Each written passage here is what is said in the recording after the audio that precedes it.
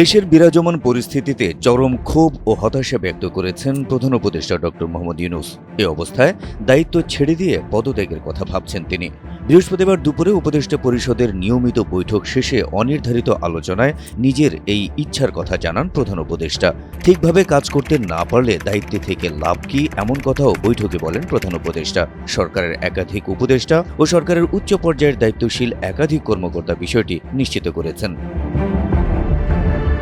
উপদেষ্টা মণ্ডলীর সঙ্গে বিশেষ সেই বৈঠকে প্রধান উপদেষ্টা ঢাকায় প্রতিদিন সড়ক আটকে আন্দোলন, সংস্কার সহ বিভিন্ন বিষয়ে রাজনৈতিক দলগুলোর মধ্যে ঐকমত্য না হওয়া, রাষ্ট্রীয় কাজে নানা পক্ষের অসহযোগিতার বিষয়টি তুলে ধরেন। এ সময় তিনি প্রতিকূল পরিবেশের কারণে সংস্কার এবং অন্যান্য কাজ করতে না পারায় নিজ দায়িত্ব পালনে অনীহা প্রকাশ করেন। সূত্র জানায়, উপদেষ্টা পরিষদের ওই আলোচনায় প্রধান উপদেষ্টা নতুন আরেকটি অন্তর্বর্তী সরকার গঠন করতে সবাইকে অনুরোধ করেন। তাছাড়া এই পরিস্থিতিতে নির্বাচন হলে ব্যালট ছিনতাইয়ের মতো ঘটনার আশঙ্কা করেন তিনি। আর যদি তাই হয়, তাহলে ভালো নির্বাচন করতে না পারার কারণে মানুষ তাকে দায়ী করবে বলেও মন্তব্য করেন প্রধান উপদেষ্টা।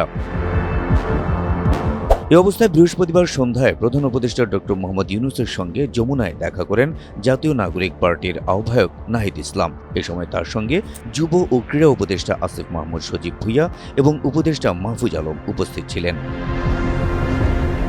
প্রধান উপদেষ্টার সঙ্গে সাক্ষাৎ শেষে বিবিসি বাংলাকে দেওয়া এক সাক্ষাৎকারে জাতীয় নাগরিক পার্টির আহ্বায়ক নাহিদ ইসলাম বলেন, প্রধান উপদেষ্টা অধ্যাপক মোহাম্মদ ইউনূস পদত্যাগ করতে পারেন এমন খবর পেয়ে তিনি তার সঙ্গে দেখা করতে যান। তখন প্রধান উপদেষ্টা তাকে বলেন, আমি যদি কাজ করতে না পারি তাহলে এখানে থেকে লাভ কি? এক পর্যায়ে প্রধান উপদেষ্টা বলেন, যেই পরিস্থিতি, যেভাবে আন্দোলন বা যেভাবে আমাকে জিম্মি করা হচ্ছে, আমি তো এভাবে কাজ করতে পারবো না। এ সময় প্রধান উপদেষ্টা পদত্যাগের বিষয়ে ভাবছেন বলেও মন্তব্য করেন নাহিদ ইসলাম। তবে পদত্যাগের মতো সিদ্ধান্ত না নিতেই প্রধান উপদেষ্টাকে অনুরোধ করেছেন বলেও জানান এনসিপির আহ্বায়ক নাহিদ ইসলাম।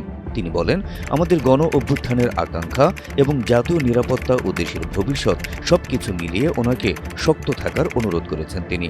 এখন থেকে সবকটি দল ঐক্যের জায়গায় থেকে প্রধান উপদেষ্টাকে কোঅপারেট করবেন, এমন প্রত্যাশা করেন নাহিদ ইসলাম।